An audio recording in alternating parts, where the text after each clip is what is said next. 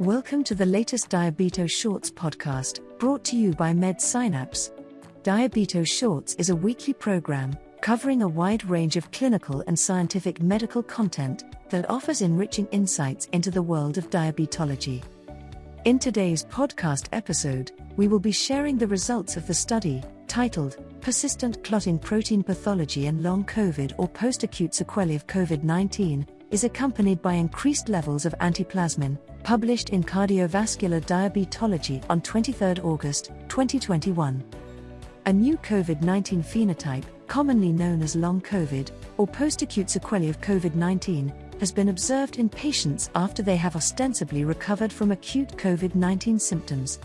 Lingering symptoms persist for as much as 6 months, or even longer after acute infection.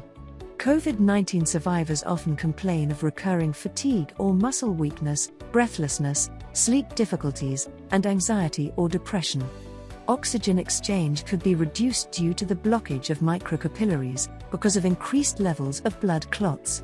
This study addressed the possible correlation between circulating plasma microclots and lingering symptoms in individuals with long COVID or post-acute sequelae of COVID-19. This study was based on the blood sample results involving proteomics and fluorescence microscopy studies of 13 healthy individuals, 15 COVID-19 patients before treatment, 10 patients with type 2 diabetes mellitus, and 11 patients who suffered from long COVID or post-acute sequelae of COVID-19. Large anomalous amyloid deposits, or microclots, were present in long COVID or post-acute sequelae of COVID-19 samples, which were resistant to fibrinolysis even after trypsinization, as compared to plasma from control and type 2 diabetes mellitus patients. The deposits were solubilized after the second trypsinization. Various inflammatory molecules, such as alpha-2 antiplasmin, various fibrinogen chains, as well as serum amyloid A, were reported to be substantially increased in supernatant. They were also trapped in the solubilized pellet deposits of acute COVID-19 and long COVID patients, as compared to equivalent volume of fully digested fluid of the control samples and diabetes mellitus patient samples.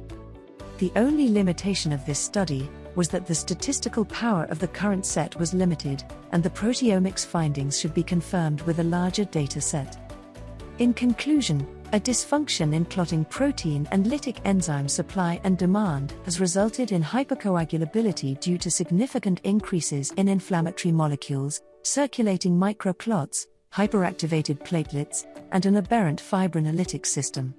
The hypofibrinolysis and persistent microclots are due to the presence of a significant increase in alpha-2 antiplasmin. Also, the association of type 2 diabetes mellitus and the development of long COVID or post-acute sequelae of COVID-19 needs urgent attention and further research, as hypercoagulation is observed in both cases.